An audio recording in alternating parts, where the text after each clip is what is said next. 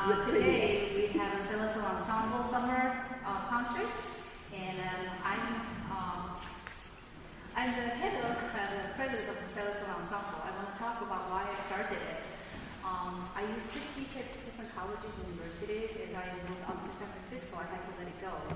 I was able to keep teaching privately and perform here and there, but one thing I most missed was a faculty recital.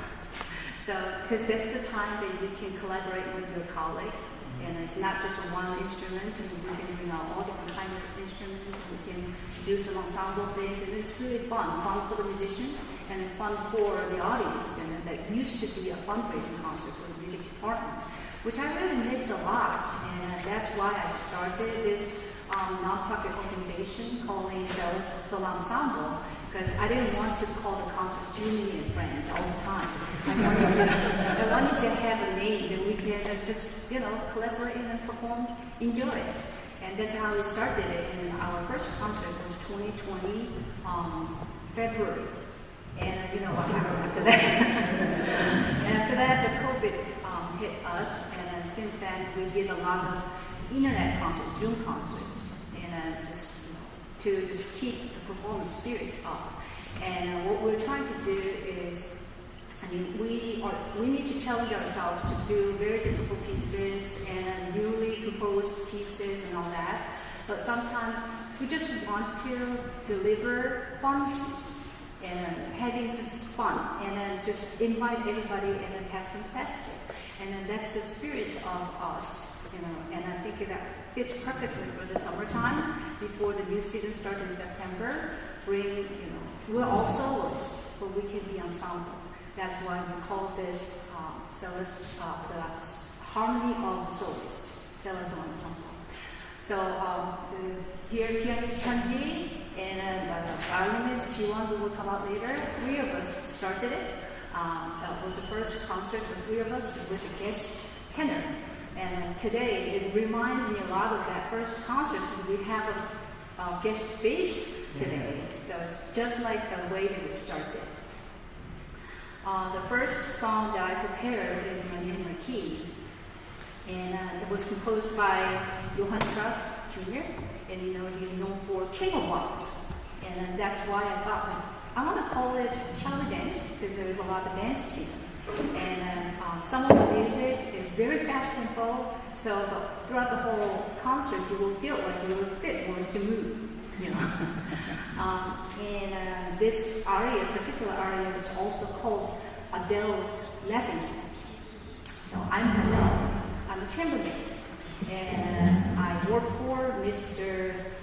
Einstein. And I went to a party disguised as an actress. And I borrowed the dress and jewelry, everything from one of my mistresses. And it just acted like I'm a noble and an actress, something higher. And Mr. Einstein came to the party. He himself also disguised as Herr Marquis. And he couldn't help himself but pointing out, she's my chambermaid in front of everybody. But I was not intimidated. I was talking back to him. How dare you? Look at me. I'm so pretty, I'm just so cute, I'm just so, awesome. I can't be a chambermaid. So I'm kind of mocking at him. So obviously there was some laughing point in the middle of the song. And you know how awkward it is when you're the only one who's laughing in the room? So I'm hoping that you guys laughing with me, so I don't feel awkward with this aria. I hope you enjoy this.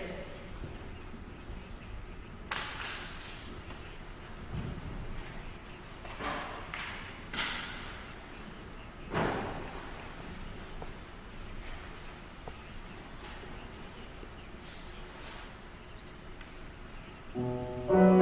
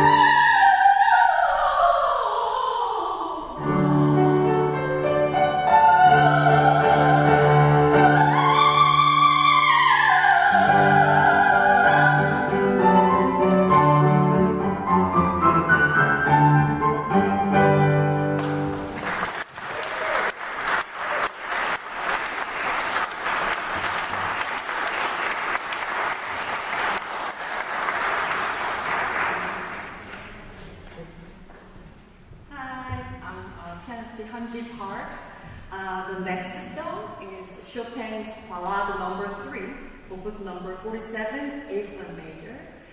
The ballade was originally a vocal song, but Chopin transformed it into a distinguished form for solo piano. Chopin composed a total 4 ballades. I'm going to play number 3. And these pieces played a crucial role in solidifying his reputation as a composer. In his 20s, most of us did, but he faced some confusion about his identity as both a pianist and composer. But the ballades, these songs, mark a significant breaking through in establishing him as a major composer in music history. The third ballade, which I'm going to play, is known for its expression of the social elegance. It begins with a sensation to gently touching a serene lake, unfolding with a beautiful melody, and then transition into a scene reminiscent of an elegant social dance. This leads to a stormy passage, which is the highlight of the piece, and concludes with a bright and cheerful ending. So in my interpretation, this ballade evokes the story of a Little Mermaid. But with a more joyful resolution than the fairy tales. Hope you enjoy the song.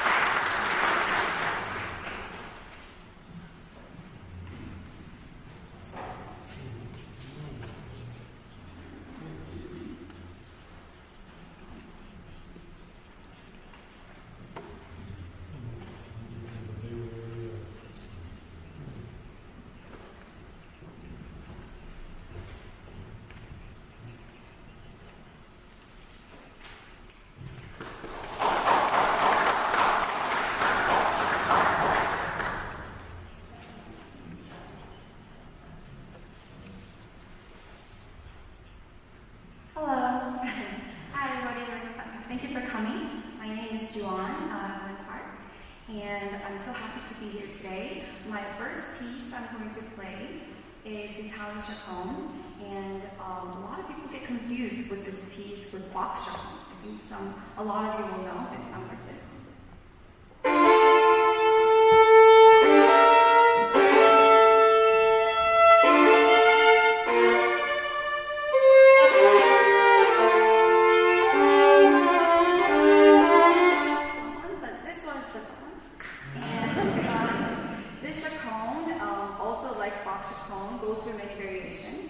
And it starts with a very beautiful melody that is one of my favorites, and it goes through many variations and lots of emotions. So yesterday, I have a son, and he's 2 years old, and he wanted to just play with me. I wanted to practice, but he wanted to play with me. He asked me to read some books, so I decided to read How Do You Feel book. And that one has a monkey that feels different things, like sadness, anger, happiness. And I was able to tell him, I'm going to play some anger and practice some passage, and then I'm going to play some sadness and play some passage. And I realized this piece really has all the emotions you can think of. So I hope you enjoy it as much as my son did. He let me practice for a few minutes.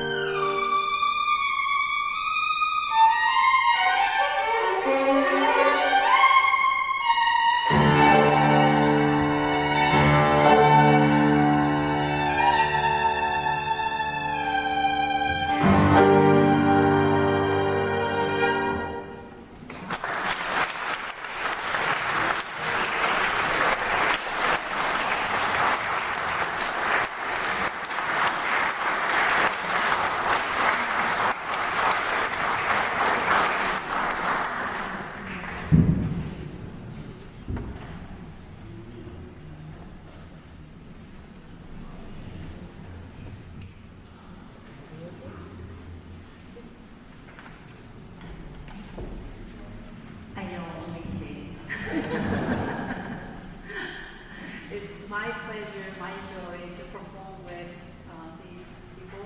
G1 and Henry have been performing together for 4 years now. And every time I just get thrilled, just listening, performing. And you will hear her performing as a piano trio, children. And then November, they're going to come, October, they're going to come as piano trio and perform beautiful music again. The next song that I prepared is Fundamental from Lemoyne. It's another name is Mozetta's Waltz. So I'm a Mozetta, I'm a sort of cafe singer.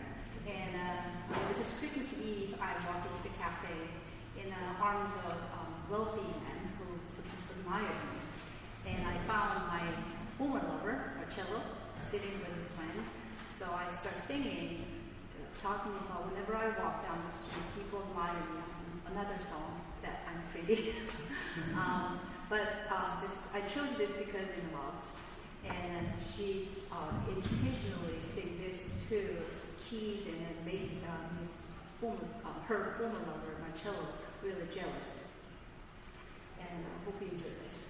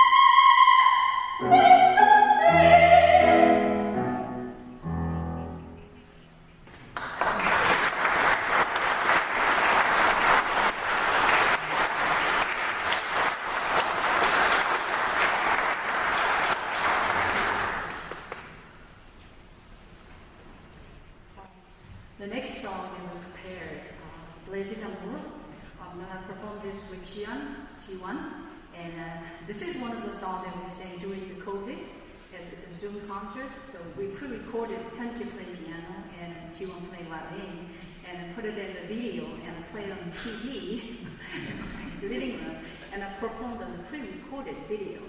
And it was an experimental thing, and it worked. But this is the first time we actually performed together in one place. So it's really nice that I don't have to worry about, the pre-recorded thing. The title is Pleasure of Love, but it's very misleading. If you look at the translation of it, it says pleasure of love just disappear, only the sorrow of love lasts forever. So it's kind of sad song, but you're familiar with the tune because Elvis Presley's song Can't Help Falling in Love. They borrow the melody from it, but you have a chance to listen to the original song. Hope you enjoy it.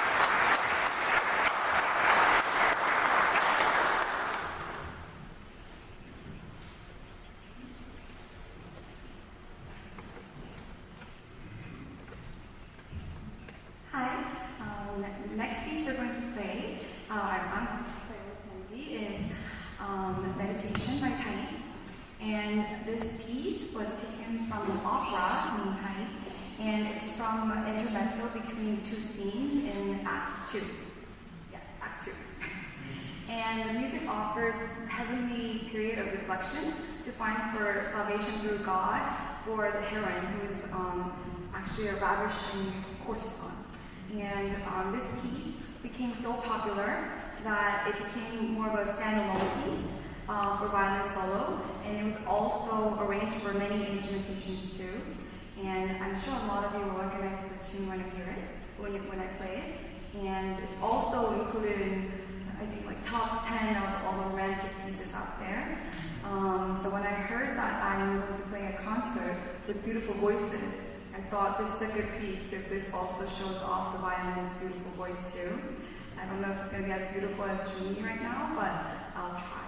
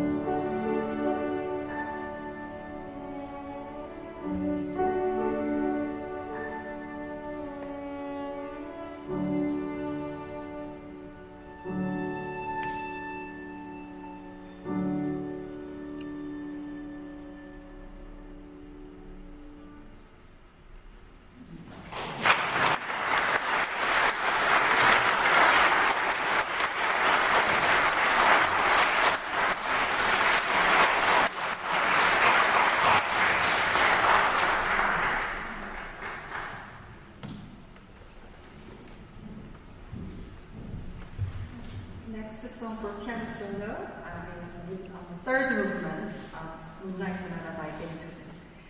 Among Beethoven's sonatas, this sonata, I believe, this is the most favored all time.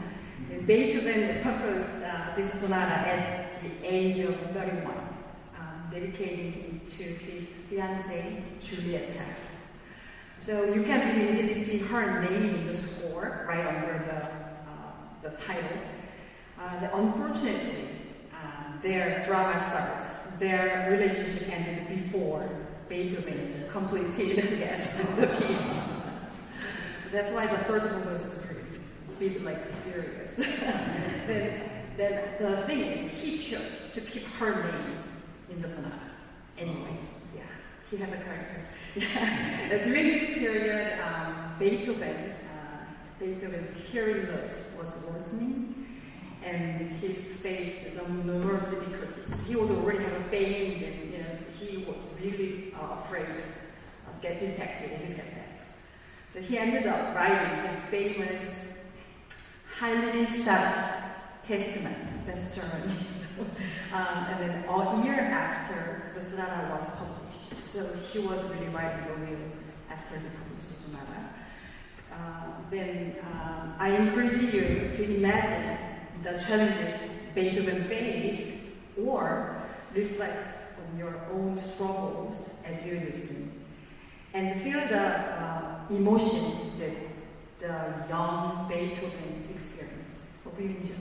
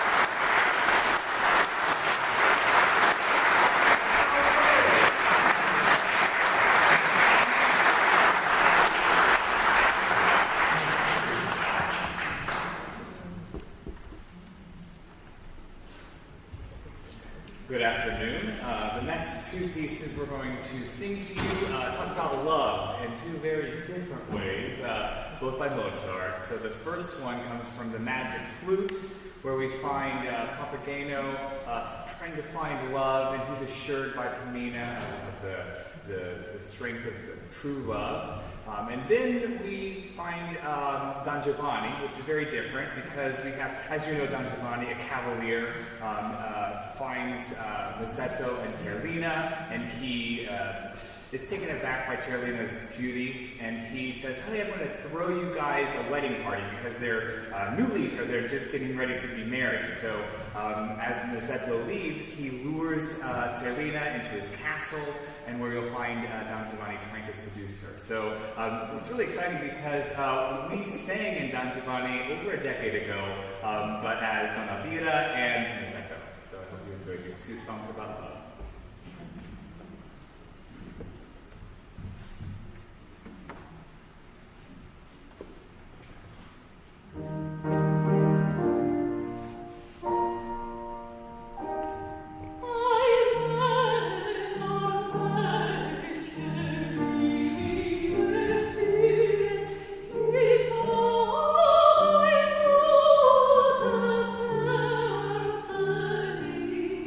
This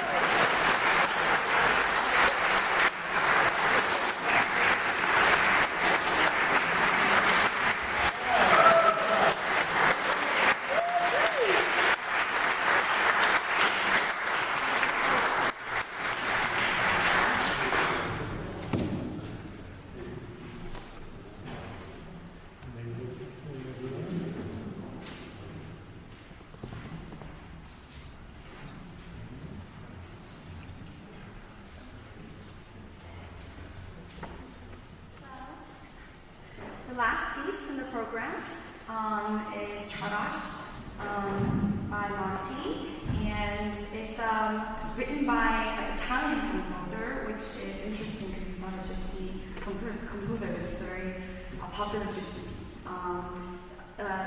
It's a Hungarian folk dance, and gypsies would travel region to region and country to country sharing their music. And famous composers like Strauss, Tchaikovsky, they were very much influenced and inspired by gypsy style, so they wrote in their style a lot. So if you come to one of our piano trio concert in the fall, we'll be playing Brahms program and we'll play Brahms Hungarian dances. I'm just letting you know what's happening. and it's one of my favorite pieces. I hope it closes the concert today in a happy excitement. Thank you.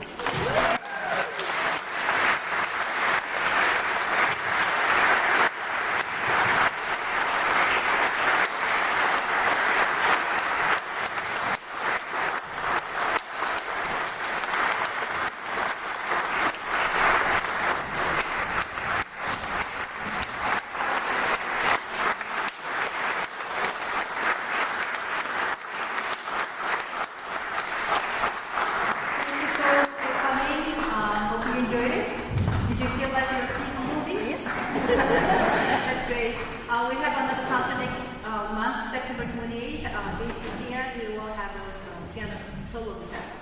Thank you so much.